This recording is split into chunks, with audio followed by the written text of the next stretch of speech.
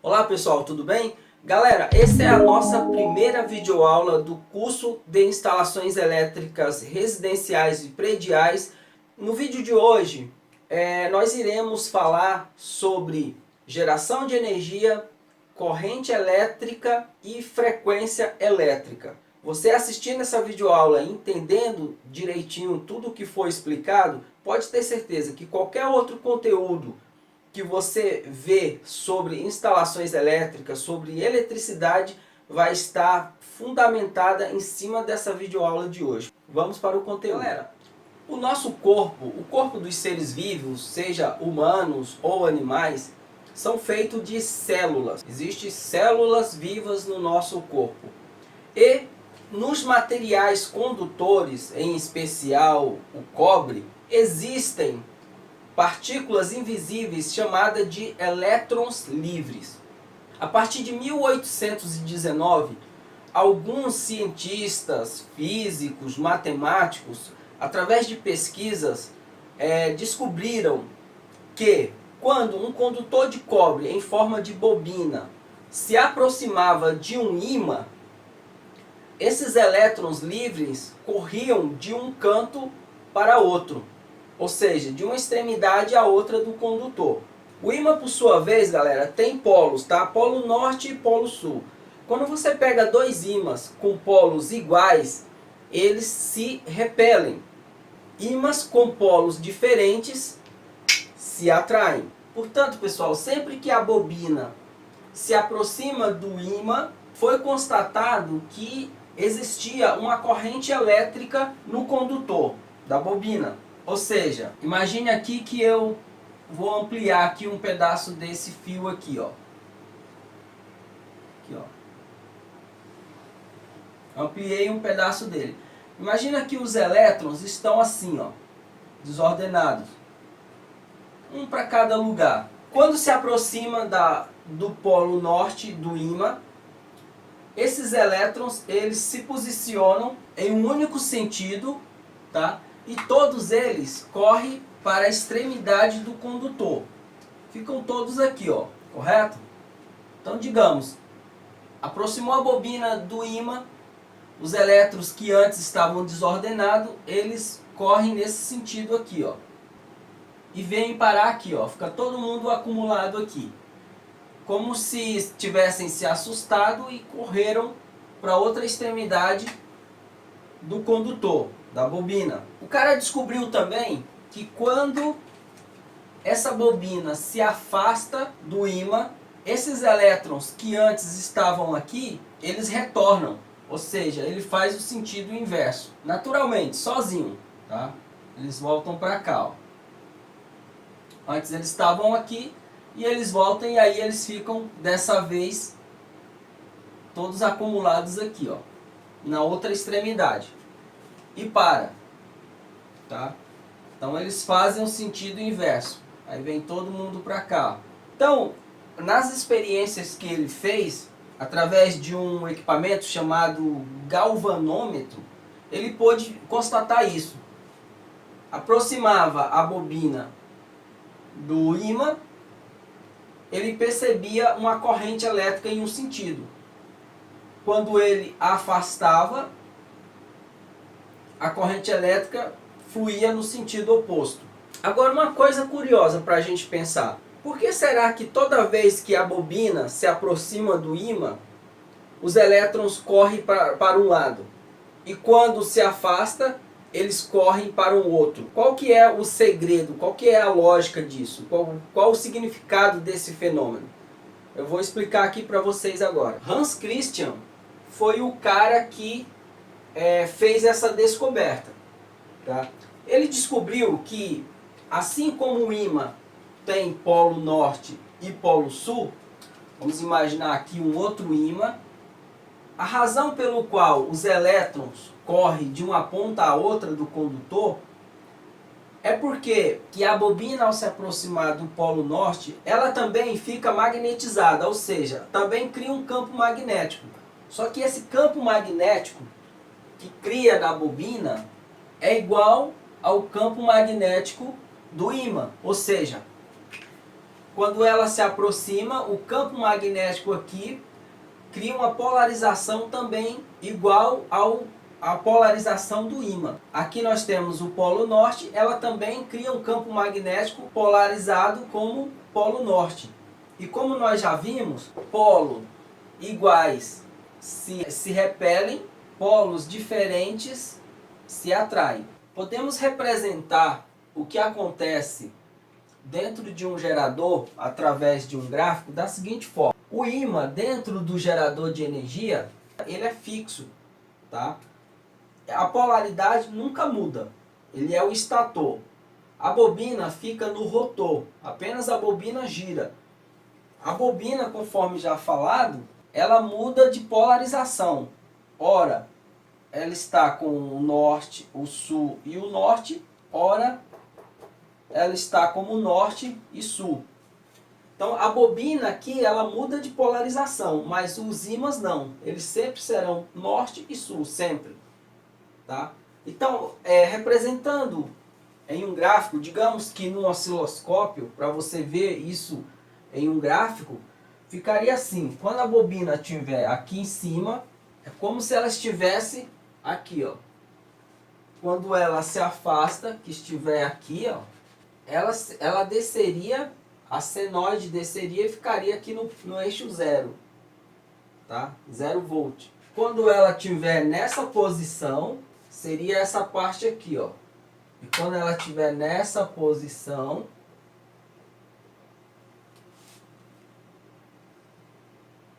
ela completaria o ciclo. Como já foi falado, o inventor do gerador ele entendeu que precisaria de uma força externa mecânica para fazer com que essa bobina girasse constantemente sem variação, tá? E os geradores atuais, eles são o mesmo em todas as situações, seja numa hidrelétrica, seja num parque eólico, seja dentro de um gerador que fica nas indústrias, seja numa termoelétrica. O princípio de geração de energia não muda, é sempre o mesmo. O que muda é a forma com que o eixo é movimentado. Esse gráfico aqui a gente chama de senoide. Senoide. É a senoide da corrente alternada. E esse movimento acontece a 60 Hz. Ou seja, 60 vezes por segundo. Pelo menos aqui no Brasil, toda geração de energia está registrada, acontece a 60 Hz. Ou seja, sempre que você ouvir falar em 60 Hz, você entende. Você vai entender que é porque a bobina ela passa pelo polo norte e o polo sul 60 vezes por segundo. E, como eu já falado, a forma mecânica que faz com que esse eixo gire, ela pode ser um parque eólico, a gente tem as pás, né, das torres eólicas. Na hidroelétrica a gente tem a força da água que faz uma turbina girar. Nos geradores que ficam nas empresas pode ser um motor a diesel. Nas termoelétricas, através do aquecimento, a água, o vapor da água faz com que as turbinas façam esse eixo aqui girar, tá? Para que esse ímã fique girando aqui dentro em uma velocidade constante, tá? A gente chama de Hertz, ou seja, a 60 Hz. Então, galera, a seguir eu vou passar um videozinho para representar de uma forma gráfica muito mais fácil de entender tudo que eu falei aqui, tá? Sobre geração de energia.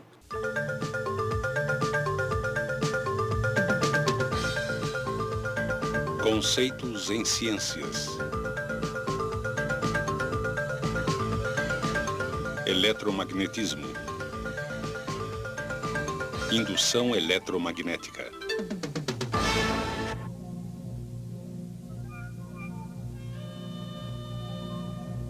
Eletricidade é algo que achamos natural. Todos sabemos o que fazer com ela. Ligar isto, aquilo. Somos muito bons nisto. É necessária uma falta de energia para percebermos como ficamos desamparados sem ela. Os princípios básicos que levaram ao desenvolvimento de geradores elétricos começaram com a descoberta por Hans Christian Ørsted em 1819, de que resulta um campo magnético sempre que existe um movimento de cargas através de um condutor. 10 anos mais tarde, em 1830, a possibilidade de um campo magnético poder gerar uma corrente em um condutor se tornou realidade. Trabalhando independentemente, o físico americano Joseph Henry e o cientista inglês Michael Faraday fizeram experiências similares e chegaram às mesmas conclusões. Como Faraday publicou seus resultados primeiro, recebeu crédito pela descoberta do efeito que hoje chamamos de indução eletromagnética. A experiência de Faraday envolve um anel de ferro e 2 bobinas de fio isolado. A bobina primária é conectada a uma bateria e a bobina secundária a um galvanômetro. Um galvanômetro indica um fluxo de corrente diminuto através de um condutor, com seu ponteiro indicando também o sentido do fluxo de corrente. Faraday observou que no instante em que a bobina primária era conectada à bateria, o galvanômetro indicava um pequeno impulso de corrente na bobina secundária. Mas, para sua surpresa, o ponteiro logo voltava a zero, indicando que tinha parado todo o fluxo de corrente. Porém, quando a bobina primária era desconectada, uma corrente era de novo gerada brevemente na bobina secundária, só que desta vez ela era no sentido oposto. A mudança da corrente na bobina primária, de alguma maneira, induziu uma corrente na bobina secundária. Faraday reconheceu que, ao conectar a bobina primária à bateria, um campo magnético se forma no interior do anel de ferro. Quando o campo aumenta dentro do anel, ele induz uma corrente que flui através da bobina secundária.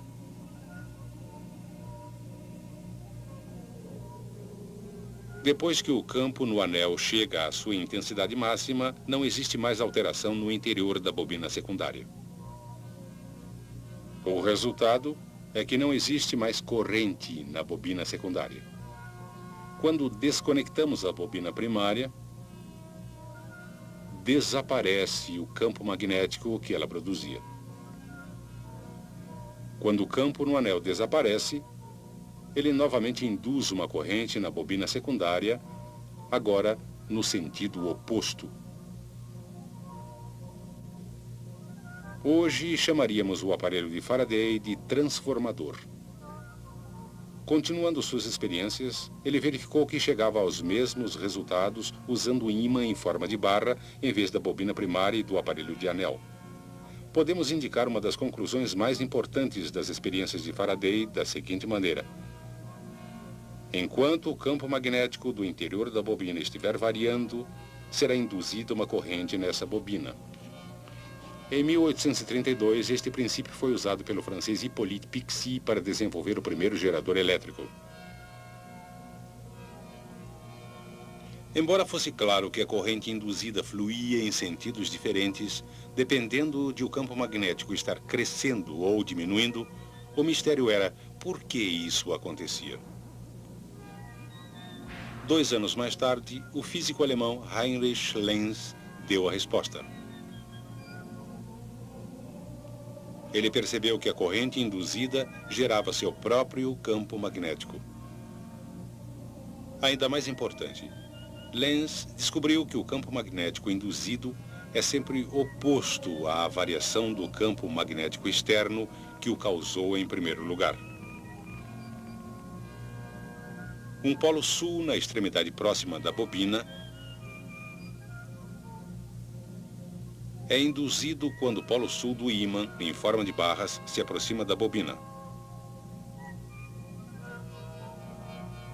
opondo-se ao movimento desse ímã à frente.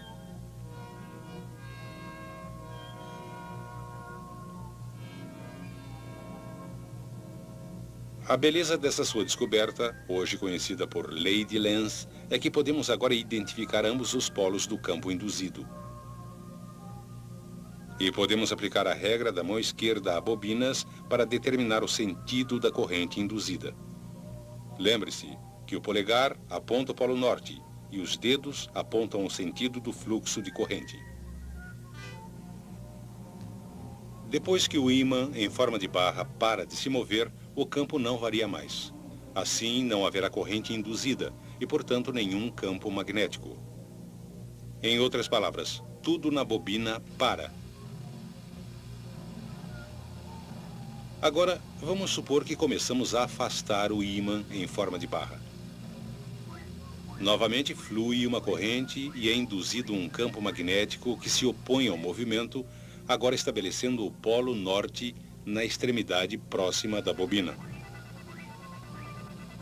A regra da mão esquerda para bobinas mostra que a corrente flui no outro sentido. Hoje em dia, os princípios de Faraday e Lenz são aplicados na geração de eletricidade. A pressão da água ou do vapor é usada para girar uma turbina conectada a um gerador. Em sua forma mais simples, um gerador é uma armadura, consistindo de uma bobina de fio ao redor de um núcleo de ferro que gira no interior de um campo magnético. O movimento da armadura através do campo magnético induz uma corrente na bobina. De acordo com Lenz, a corrente induzida produzirá um campo magnético na armadura com seus próprios polos norte e sul.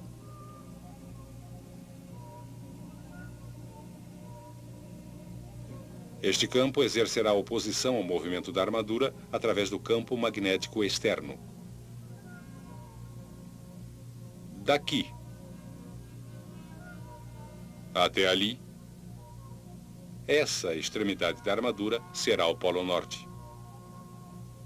Assim, no topo, quando a armadura gira, essa atração se opõe ao movimento, afastando-se do polo sul, e essa repulsão se opõe ao movimento, aproximando-se do polo norte.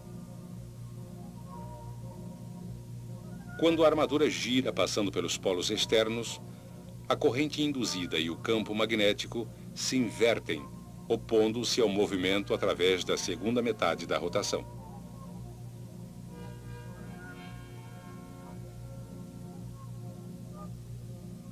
Novamente, a corrente induzida e o campo magnético se invertem quando a armadura passa pelos polos externos.